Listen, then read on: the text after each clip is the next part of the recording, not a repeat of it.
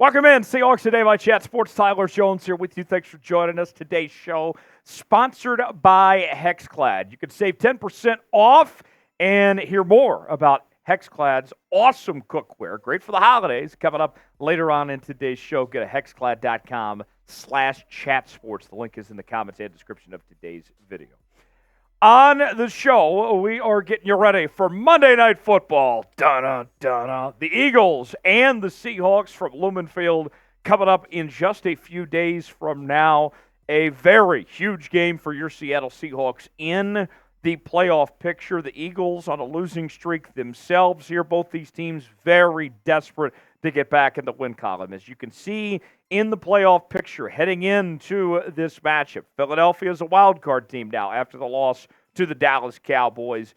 The Seahawks on the outside looking in. They are tied for the 7th seed along with Green Bay, the Rams, Atlanta, and New Orleans. It is a big fight for those final playoff spots. The injury report for Seattle includes Geno Smith, who did not play last week with a groin injury.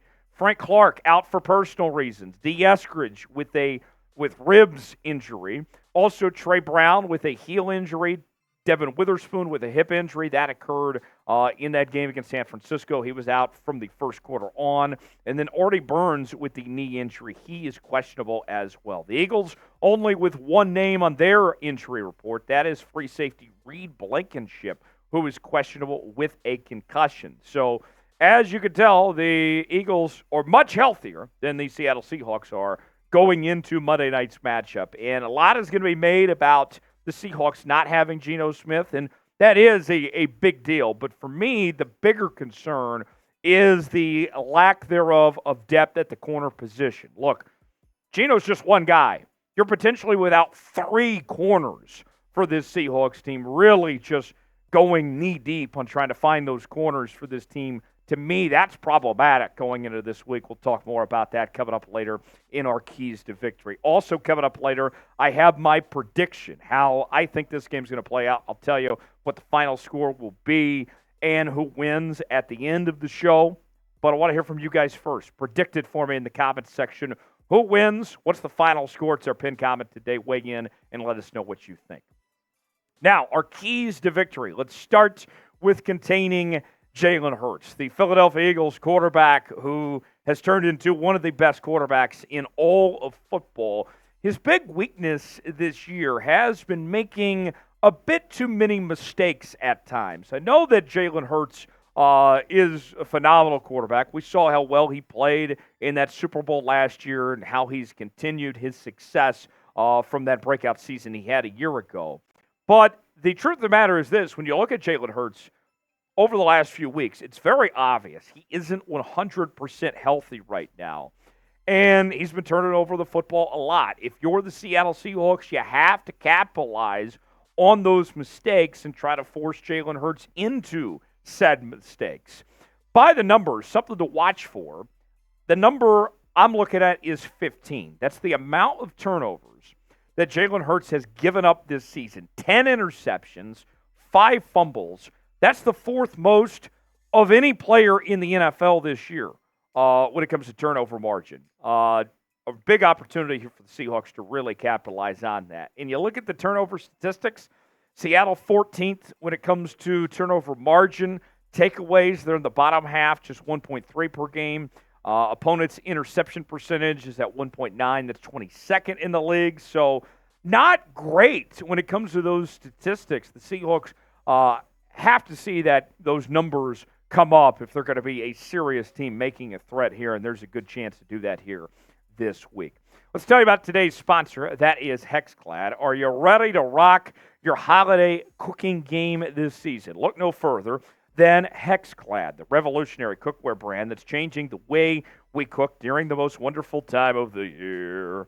Hexclad's innovative hybrid design combines the best of both worlds, giving you the ease of nonstick cookware, the durability of cast iron, versatility of stainless steel.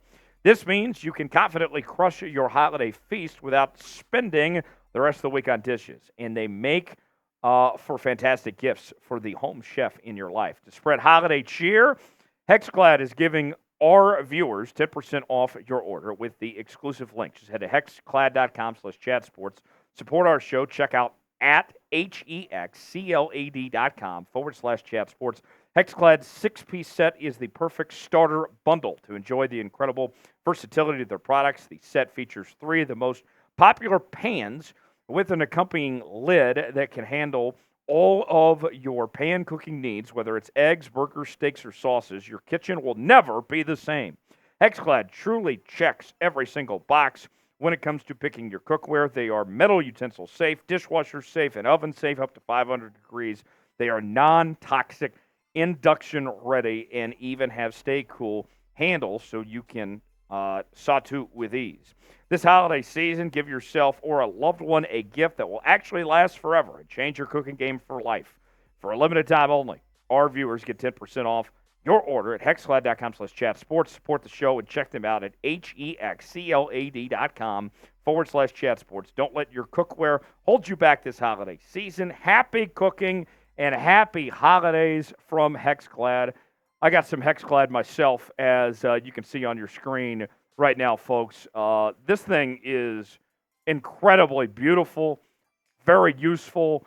And, Mom, I hope you're not watching right now, because I got to get Mom some Hexclad for Christmas. She'll certainly appreciate it, and so will your family and loved ones, too, at Hexclad, proud partner of Seahawks today.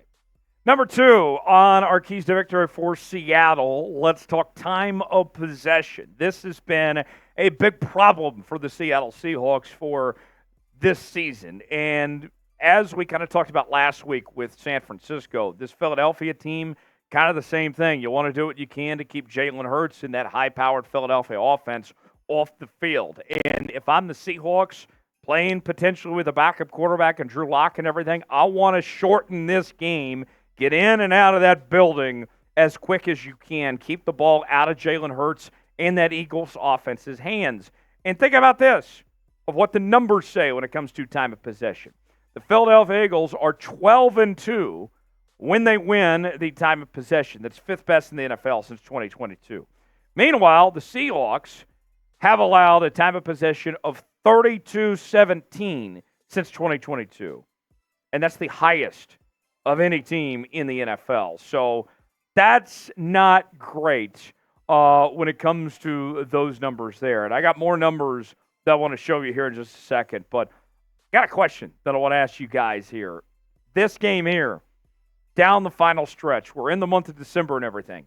Do the Seahawks have to win this game and win out in order to make the postseason at this point? Y for yes, N for no. Let us know if you believe Seattle needs to win out or not. More on the time of possession statistics for the Seahawks. Did you know Seattle is ranked 32nd in the NFL in time of possession this season? 27 minutes and 11 seconds. They are not hanging on to the football very long, a lot of 3 and outs and all that. And to add further details to that, the last 3 games, although Seattle did win the time of possession against San Francisco, that number in the last 3 games is even worse than the season average. 26 minutes and 16 seconds. Got to get time on your side, control the clock, and give yourself a chance as far as that goes. All right, number 3 on our keys to victory, stopping the run. Philadelphia has a dynamic rushing attack with what they're able to do. Not just Jalen Hurts, but you look at the running backs that this Philadelphia Eagles team has. They are so loaded in the run game. And remember our old friend Rashad Penny, who's now with the Philadelphia Eagles? Philly is so stacked, and their run game has been so good this year, they're not even using our guy Rashad Penny over there in Philadelphia. He hasn't been active the last 4 games in Philly. Look at the rushing numbers for what Philadelphia is doing right now. DeAndre Swift has been fantastic, over 800 yards, 4 touchdowns. Jalen Hurts, you have to account for his rushing ability. He leads them in touchdowns on the ground with 12. Gainwell's been solid. I mean, even Boston Scott is hardly even getting any touches, just 16 to be exact. They are loaded. And think about this. The Eagles are 14-0 when rushing for 120-plus yards since 2022. That's the best in the NFL. Seattle, meanwhile, has allowed an average of 139.4 rushing yards per game since 2022. That's the 3rd worst in the league. So one thing tells me if the Seahawks don't get their stuff together when it comes to stopping the run, That's pretty much an automatic win for the Philadelphia Eagles. Here's another one that might blow your mind here. The Eagles have rushed for 50 touchdowns since 2022, most of anybody out there. Seattle, on the other hand, is averaging giving up 1.3 rushing touchdowns per game, 29th in the NFL. So, Seahawks not only got to stop the run, obviously, but keep them out of the end zone with the run game because that's where the Eagles are most effective. Folks, we are going to be live here on the channel coming up for our Monday Night Football watch party for Seahawks and Eagles. Our coverage will begin about an hour till kick. And prior to then, I want to get to 45.5 thousand subscribers on the channel. We are just over 130 away from that next milestone. So if you love your Seattle Seahawks, if you want to be here for our watch party, subscribe now. That way you're alerted when you know when we go live, and you can join us for the watch party. And if anything happens between now and Sunday, any moves your Seattle Seahawks make, you're going to be the first to know about it. Subscribe now for free. You'll be glad you did here on Seahawks Today. Number 4 on our keys to victory for Seattle, keeping Kenneth Walker, getting him going. It has been a rough go for Kenneth Walker so far this season. Granted, part of it's been with injuries and all that, but he's got to stop this slump of sorts. And it's not just Kenneth Walker, right? It comes down to the offensive line doing their part as well. He's only had one 100-yard rushing game this year. Isn't that crazy to think about? You have to go all the way back to Week 17 when he had 26 carries for 105 yards. I'm not even asking him to rush for 100 yards this week, but I need Kenneth Walker to do something. The Seahawks are at their best when Kenneth Walker and Zach Charbonnet are both playing at a high level. So far this year, Kenneth Walker's been limited to just 634 yards, 6 touchdowns, and 4 yards per carry. That's not good enough, folks. Seattle needs for Kenneth Walker to be the bell cow and be more effective in this offense as far as I'm concerned. Who's a player that needs to step up for this Seahawks-Eagles game? I mentioned Kenneth Walker. What do you guys think? Chime in. Give me a name that comes to mind that you think needs to have a big game for the Seahawks to get a victory. Last, but certainly not least when it comes to keys to the game for the Seahawks, next man up. The next man up mentality. We showed you the injury report earlier in the show, and there's a couple big ones in particular that I have my eye on that need to have a big game for the Seahawks. Let's start with Drew Lock. If Drew Lock is going to give it the go, if Geno isn't quite ready, then for he and I would say Mike Jackson on the other side, because Mike Jackson's going to see significant playing time if there's no Tre Brown and Devon Witherspoon and all that. With what's on the line, with what's at stake, with the Seahawks trying to keep their playoff hopes alive, a primetime game and all that, and these guys filling these voids here, I would argue that this Monday night, assuming they start, this would be the biggest games of both Drew Lock and Mike Jackson's careers at this point. Drew Lock last week, he made some plays. I got to tell you, Drew Lock was not bad. The 2 interceptions that he had were towards the end of the game when he was trying to make something out of nothing. I actually came away from last week feeling better than I did before about Drew Lock in his capabilities. Meanwhile, Mike Jackson, we know what Mike Jackson's capable of. Started all 17 games last year. He's shown some flashes, and he was a dependable guy for the Seahawks. And if he is called upon, if we're going to see a lot of Mike Jackson, I hope that we see Mike Jackson play to the best of his capabilities, that we see the version of Mike Jackson we saw last year in the regular season, not the version that lost his job in the preseason this year to Tre Brown and Devon Witherspoon. Before we reveal my pick for this one, let's recap our keys to victory, what it's going to take for a Seahawks win. Number 1, force Jalen Hurts into mistakes. Number 2, win the time of possession. 3, stop the run. Number 4, get Kenneth Walker going. Need Kenneth Walker in this run game to really get after it. Next man up. These guys can't be afraid to step up in crunch time for those positions where the Seahawks are lacking there. With all that said, I still like the Eagles to get the job done here. Seahawks are not playing good football right now. This team's very shorthanded. The Eagles are still one of the best teams in the NFC.